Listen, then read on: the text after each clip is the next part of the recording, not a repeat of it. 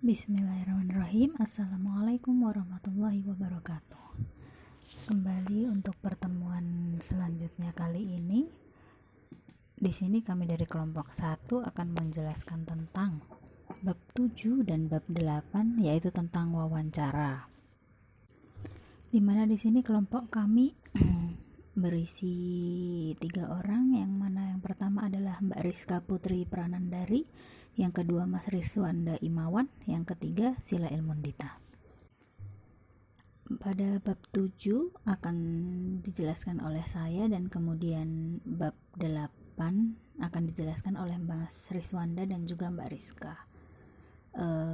Langsung saja ya, untuk bab 7 ini berisikan tentang pengantar, metode pengumpulan data utama, wawancara, keuntungan dan kerugian pada wawancara. Kemudian untuk slide selanjutnya di sini, tujuan pembelajaran dari bab 7 ini adalah setelah menyelesaikan bab 7 ini seharusnya para pembaca mampu untuk membedakan data utama dengan data kedua untuk dalam pengkoleksian datanya. Lalu yang kedua, merencanakan, merancang, dan juga melakukan wawancara pribadi. Kemudian yang ketiga, merencanakan, merancang, dan melakukan wawancara kelompok. Lalu yang terakhir, mendiskusikan keuntungan dan kerugian wawancara. Untuk pengantar dari bab ini adalah tujuan dari bab ini sendiri adalah untuk memperkenalkan metode pengumpulan data primer yang umum digunakan, yaitu adalah wawancara. Kemudian ada untuk slide keempat di sini, metode pengumpulan data-data utama. Keputusan pengumpulan data primer yang melibatkan pemilihan metode untuk memperoleh informasi yang dibutuhkan itu saling terkait dengan langkah-langkah lain dalam proses penelitian. Nah, di sini mengapa pilihan metode penelitian Anda itu akan bergantung pada tujuan penelitian, kemudian pertanyaan penelitian, dan juga strategi penelitian. Fasilitas yang tersedia, tingkat akurasi yang diperlukan, jenis data yang diperlukan, tentang waktu penelitian, keahlian pengkaji, dan biaya, dan juga sumber daya lain yang terkait dengan penelitian di sini. Untuk pengumpulan data di sini juga akan mempengaruhi pilihan metode tadi. Untuk metode tidak mengoperasi, metode yang tidak mengganggu di sini yang tidak membutuhkan interaksi peneliti dengan narasumber. Metode yang tidak mencolok terkadang juga digunakan oleh para peneliti yang berusaha memahami apa yang sebenarnya terjadi di lapangan, bukan apa yang ada di data dari hasil kita wawancara atau dari kuesioner. Kemudian ada data pemindai. Di sini adalah data penjualan barang konsumen yang diperoleh dengan memindai kode batang, kode barcode di produk gerai-gerai gitu ya. Itu juga memberi manajer informasi terperinci tentang pengaruh kegiatan pemasaran, seperti misalnya pergerakan harga terhadap penjualan, seperti itu. Untuk slide selanjutnya di sini ada wawancara, di mana wawancara sendiri ada wawancara terstruktur dan tidak terstruktur. Untuk definisi dari wawancara sendiri adalah percakapan terarah antara 2 orang atau lebih, yang mana kedua jenis wawancara ini dapat dilakukan secara tatap muka, melalui telepon, atau online. Untuk wawancara terstruktur di sini adalah hal-hal yang dilakukan ketika sudah diketahui sejak awal informasi apa saja sih yang dibutuhkan oleh peneliti ini. Isi wawancara terstruktur di sini dapat disiapkan sebelum wawancara dan biasanya terdiri dari sebuah pengantar, yaitu pewawancara di sini memperkenalkan diri, lalu menyebutkan tujuan wawancara, menjamin kerahasiaan, lalu meminta izin juga untuk merekam wawancara apabila itu diperlukan. Lalu juga serangkaian topik dalam urutan logis. Nah, ini dimulai dengan pertanyaan pemanasan ya, yang mana mudah dijawab dan juga tidak mengancam narasumber. Kemudian dilanjutkan pertanyaan utama yang mencakup tujuan wawancara. Lalu yang ketiga di sini saran untuk pertanyaan menyelidik. Pertanyaan tindak lanjut yang digunakan ketika jawaban pertama tidak jelas atau tidak lengkap. Pewawancara di sini dia tidak sepenuhnya memahami jawaban dan membutuhkan informasi yang lebih spesifik atau mendalam ya. Alat bantu visual seperti gambar-gambar, garis, kartu, dan bahan lainnya juga terkadang digunakan dalam pelaksanaan wawancara. Nah, alat bantu visual di sini termasuk melukis dan menggambar sangat berguna ketika anak-anak menjadi fokus penelitian pemasaran.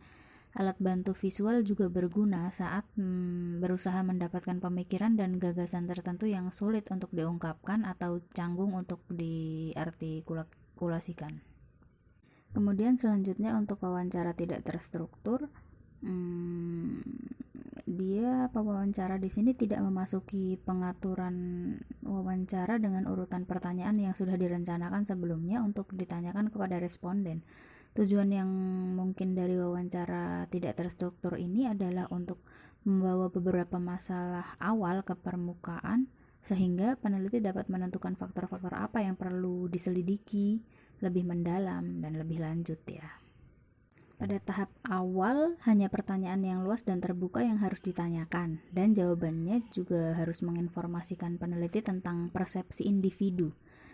Kemudian jenis dan sifat pertanyaan yang diajukan individu mungkin berbeda sesuai dengan tingkat pekerjaan dan jenis pekerjaan yang dilakukan oleh narasumber.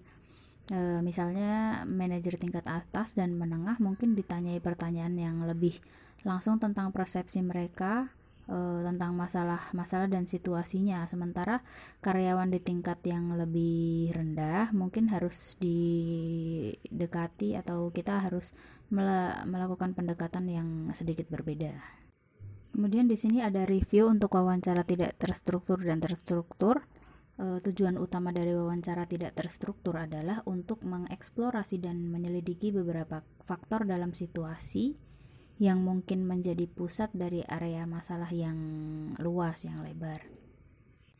Kemudian melakukan wawancara tidak terstruktur dengan banyak orang dapat menghasilkan identifikasi beberapa faktor kritis dalam situasi tersebut. Ini kemudian akan dikejar lebih lanjut selama wawancara terstruktur untuk mendapatkan informasi yang lebih mendalam tentang mereka, tentang narasumber. Ini juga membantu mengidentifikasi masalah kritis serta juga cara mengatasinya. Kemudian slide selanjutnya ada latihan pewawancara. Di sini perencanaan yang baik, pelatihan yang tepat, menawarkan pedoman yang jelas kepada pewawancara dan mengawasi pekerjaan mereka. Kemudian membantu juga dalam memanfaatkan teknik wawancara secara menguntungkan sebagai mekanisme pengumpulan data yang layak. Wawancara pribadi di sini memberikan data yang kaya ketika responden secara spontan menawarkan informasi.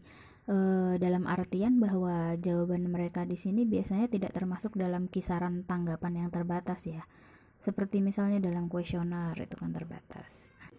Untuk slide selanjutnya ada beberapa tips untuk diikuti saat wawancara.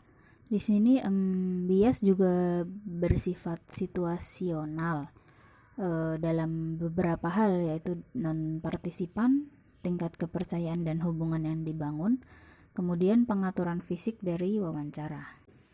Non-partisipasi baik karena keengganan atau ketidakmampuan orang yang diwawancarai untuk berpartisipasi dalam penelitian dapat membiaskan data karena tanggapan peserta mungkin berbeda dari non-partisipan.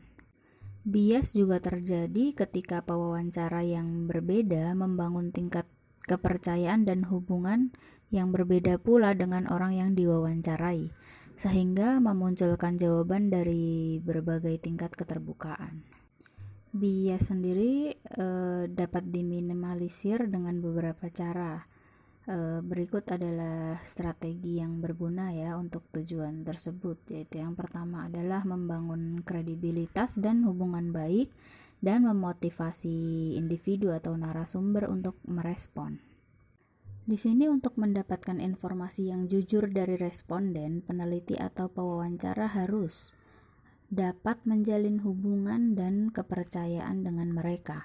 Dengan kata lain di sini, peneliti harus mampu membuat responden cukup nyaman untuk memberikan jawaban yang informatif dan jujur tanpa takut akan konsekuensi yang merugikan.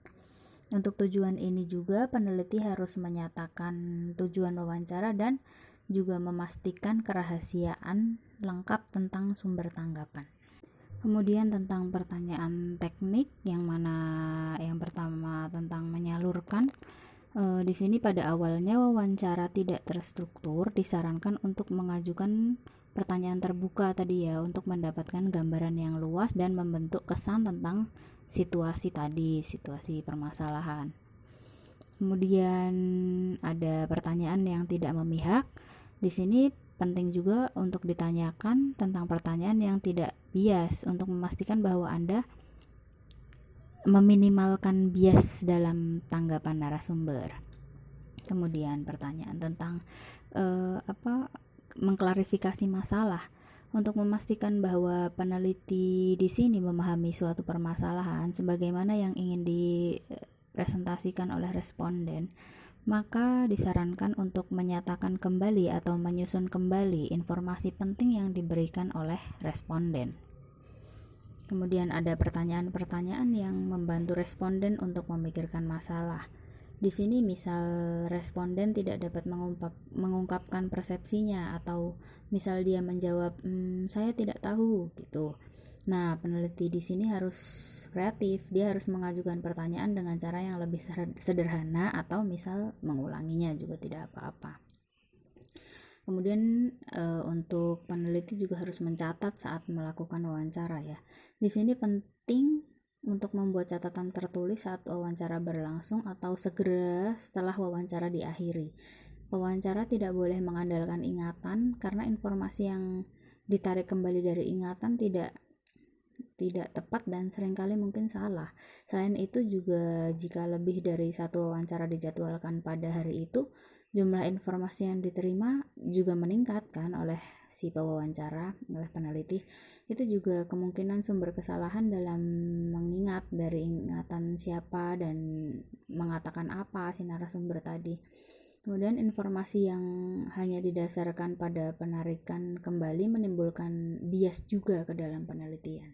Kemudian ada review tips untuk diikuti saat wawancara. Di sini peneliti perlu membangun hubungan baik dengan responden dan memotivasi mereka untuk memberikan tanggapan yang relatif bebas dari bias dan menghilangkan kecurigaan, ketakutan, kecemasan, dan kekhawatiran yang mungkin mereka miliki tentang penelitian dan konsekuensinya.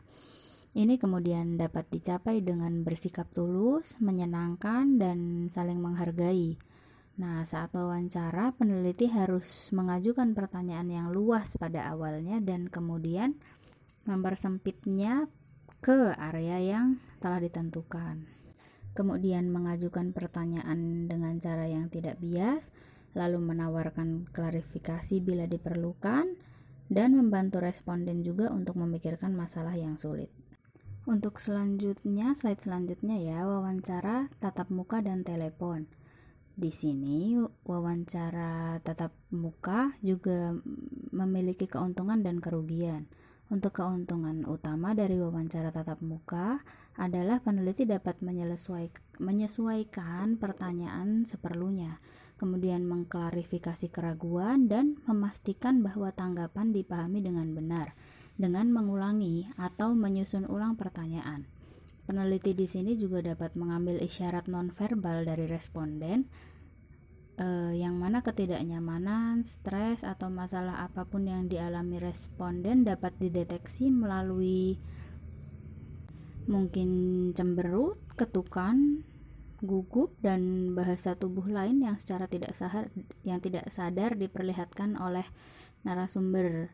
Ini tidak mungkin dideteksi dalam wawancara telepon ya.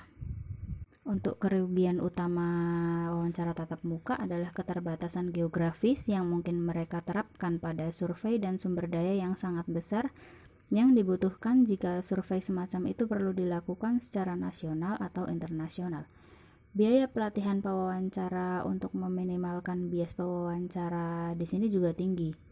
Dan responden mungkin juga merasa tidak nyaman dengan anonimitas tanggapan ketika mereka berinteraksi langsung dengan pewawancara.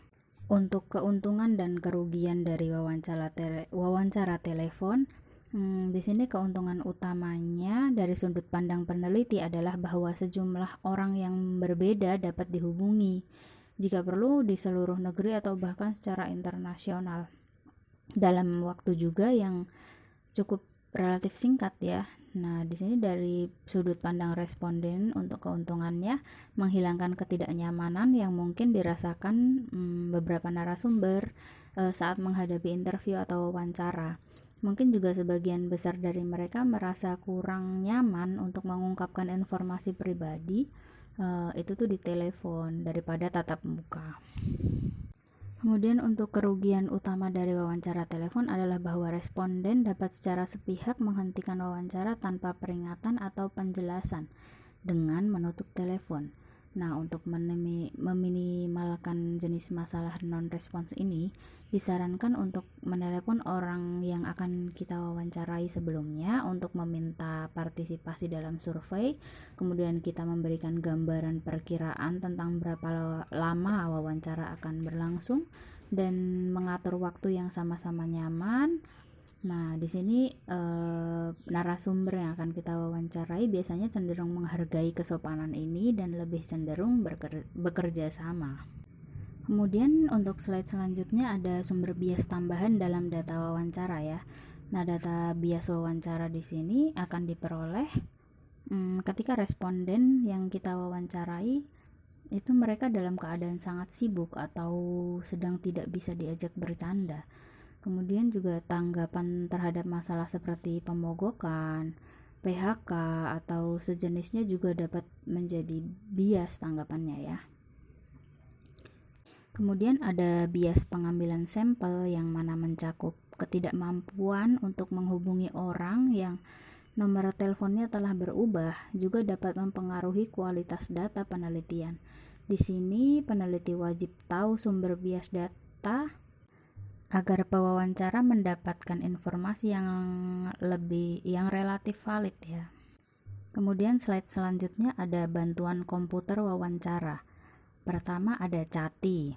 Digunakan dalam organisasi penelitian, dia berguna karena tanggapan terhadap survei dapat diperoleh dari orang-orang di seluruh dunia. Komputer juga memunculkan pertanyaan dengan bantuan perangkat lunak dan responden memberikan jawabannya. Kemudian komputer memilih nomor telepon, panggilan, dan menempatkan tanggapan dalam sebuah file. Data tersebut kemudian dapat dianalisis. Kemudian untuk CAPI di sini melibatkan investasi yang cukup besar dalam perangkat keras dan perangkat lunak. CAPI memiliki keunggulan karena dapat diatur sendiri, yang mana artinya responden di sini dapat menggunakan komputer mereka sendiri untuk menjalankan program sendiri setelah mereka menerima perangkat lunak dan memasukkan tanggapan mereka, sehingga mengurangi kesalahan dalam pencatatan. Nah, namun tidak semua orang nyaman menggunakan komputer pribadi dan beberapa juga mungkin tidak memiliki akses ke komputer tersebut.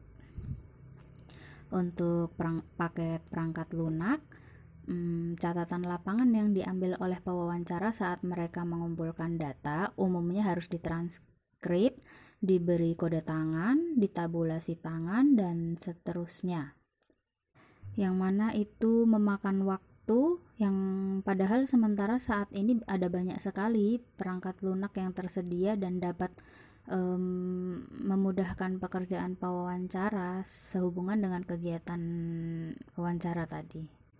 Untuk slide selanjutnya ada wawancara kelompok, di mana kita memiliki grup fokus yang biasanya terdiri dari 8 hingga 10 anggota dengan moderator yang memimpin diskusi tentang topik, konsep, atau produk tertentu.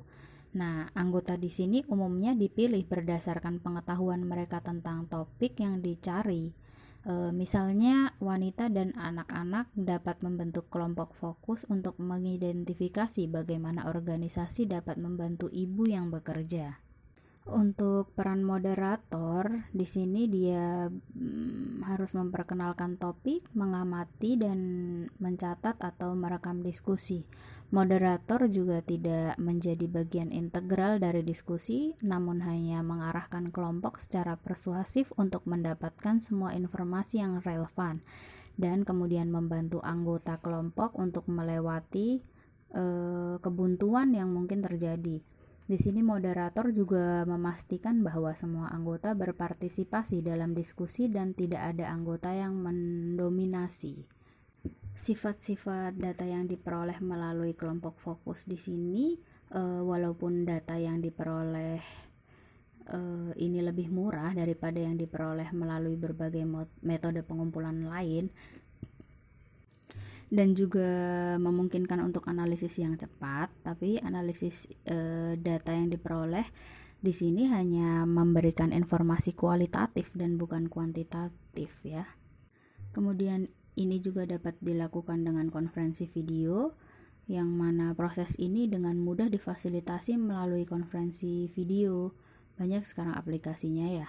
Dengan memperbesar anggota tertentu, menzoom seperti itu, isyarat dan gerak tubuh nonverbal dari individu tersebut atau narasumber kita dapat kita tangkap sebagaimana diinginkan. Dengan kemajuan besar yang telah dibuat dalam kemajuan teknologi, konferensi video di sini sebagai sarana untuk mengumpulkan informasi dari kelompok yang berbeda dan di lokasi yang jauh juga telah menjadi hal yang umum akhir-akhir ini. Intinya, kelompok fokus di sini digunakan untuk penyelidikan studi, kemudian membuat generalisasi berdasarkan informasi yang dihasilkan oleh mereka, lalu yang ketiga melakukan survei sampel. Kemudian ada panel ahli. Panel ahli adalah sekelompok orang yang secara khusus dibentuk oleh peneliti untuk memperoleh pengetahuan dan pendapat ahli tentang masalah tertentu. Kriteria untuk kualifikasi sebagai seorang ahli sangat banyak dan beragam, tetapi panel ahli biasanya terdiri dari spesialis independen yang diakui setidaknya dalam satu bidang yang dibahas selama sesi panel. Panel ahli di sini dapat mempertemukan berbagai ahli ya, termasuk ilmuwan, pembuat kebijakan, dan juga pemangku kepentingan masyarakat. Kemudian di slide selanjutnya di sini kita memiliki tabel keuntungan dan kerugian pada wawancara, yang mana dapat memudahkan peneliti atau sebagai pertimbangan peneliti untuk memilih akan melakukan wawancara secara tatap muka ataukah melalui telepon. Seperti itu. Untuk selanjutnya bab 8 akan dilanjutkan oleh Mbak Rizka dan kemudian Mas Rizwanda. Waktu dan tempat dipersilahkan. Assalamualaikum warahmatullahi wabarakatuh. Dalam presentasi kali ini saya akan menyampaikan materi tentang metode pengumpulan data observasi. Yang akan dibahas dalam presentasi kali ini adalah 1. Definisi dan kegunaan observasi. 2. Dimensi kunci karakterisasi observasi. 3. Pendekatan penting dalam observasi. Lalu 4. Keuntungan dan kerugian dari observasi. Yang pertama, definisi dan kegunaan dari observasi. Observasi menyangkut pengamatan yang direncanakan, pencatatan, analisis, dan interpretasi perilaku, tindakan, atau peristiwa, yang mana berbagai pendekatan observasi tersebut telah digunakan oleh manajer dalam sebuah penelitian bisnis. Lalu selanjutnya, 4 dimensi yang mengkarakterisasi tipe observasi. Yang pertama, observasi terkendali dan tidak terkendali. Observasi terkendali, penjelasannya adalah sebuah observasi dikatakan terkendali ketika situasi atau pengaturan dimanipulasi atau dibuat-buat oleh peneliti seperti exposure subjek ke situasi tertentu atau kondisi, misalnya tata letak toko tertentu, kondisi tenaga kerja, atau jumlah tekanan waktu yang memungkinkan peneliti untuk mengamati perbedaan antara reaksi perilaku individu terhadap situasi tersebut. Adapun pengamatan tidak terkendali adalah teknik pengamatan yang tidak berusaha untuk mengontrol, memanipulasi, atau mempengaruhi situasi. Peristiwa berjalan secara alami atau dengan sendirinya, lalu peneliti mengamati peristiwa tersebut tanpa ikut campur atau mengganggu fenomena yang sedang terjadi tersebut. Lalu selanjutnya, observasi partisipan dan non-partisipan. Pengamatan observasi partisipan adalah pendekatan yang sering digunakan dalam studi kasus, studi etnografi, serta studi teori dasar. Untuk observasi non-partisipan, peneliti tidak pernah terlibat langsung dalam tindakan subjek yang diteliti, tetapi mengamatinya dari luar visual subjek. Lalu selanjutnya, observasi terstruktur dan tidak terstruktur. Studi observasi dikatakan terstruktur. Definisinya adalah kumpulan kategori kegiatan atau fenomena yang direncanakan untuk dipelajari. Pengamatan atau observasi terstruktur umumnya bersifat kuantitatif. Biasanya hal-hal yang berkaitan dengan fitur yang diamati, seperti durasi dan frekuensi acara, serta aktivitas tertentu yang mendahului dan mengikutinya. Hal tersebut yang akan dicatat oleh peneliti. Lalu observasi tak terstruktur. Observasi tak terstruktur yaitu mengamati peristiwa yang saat ini sedang berlangsung, seperti dalam banyak penelitian eksplorasi dan kualitatif. Dalam kasus seperti itu, pengamat akan merekam hampir semua yang diamati. Lalu selanjutnya, observasi tersembunyi dan tidak tersembunyi. Observasi tersembunyi berkaitan dengan apakah anggota kelompok sosial yang diteliti diberitahu bahwa mereka sedang diteliti. Keuntungan utama dari observasi tersembunyi adalah bahwa subjek penelitian tidak terpengaruh oleh kesadaran bahwa mereka sedang diamati. Lalu observasi tak tersembunyi. Pengamatan yang tak tersembunyi terlihat lebih menonjol sehingga memungkinkan objek yang sedang diamati itu terganggu, sehingga hal tersebut dapat mengganggu keaslian perilaku yang diteliti. Untuk menghindari reaktivitas, McClung, Grove, dan Hughes menggunakan peneliti yang menyamar sebagai pembeli untuk mengumpulkan data pada keterampilan pendekatan tenaga penjualan. Lalu presentasi selanjutnya akan dilanjutkan oleh Saudara Riswanda. Baik, selanjutnya ada pendekatan penting dalam melakukan observasi. Nah, pengenalan observasi partisipan. Karakteristik utama dari observasi partisipan adalah penelitian mengumpulkan data dengan berpartisipasi dalam kehidupan sehari-hari mengenai sebuah kelompok ataupun organisasi yang diteliti. Kemudian ini akan memungkinkan penelitian untuk mempelajari tentang aktivitas yang dilakukan oleh kelompok ataupun organisasi tersebut, yang dimana nanti suasana yang didapatkan itu dari sudut pandang sebuah kelompok ataupun organisasi yang diteliti. Nah, selanjutnya aspek observasi dari observasi partisipan.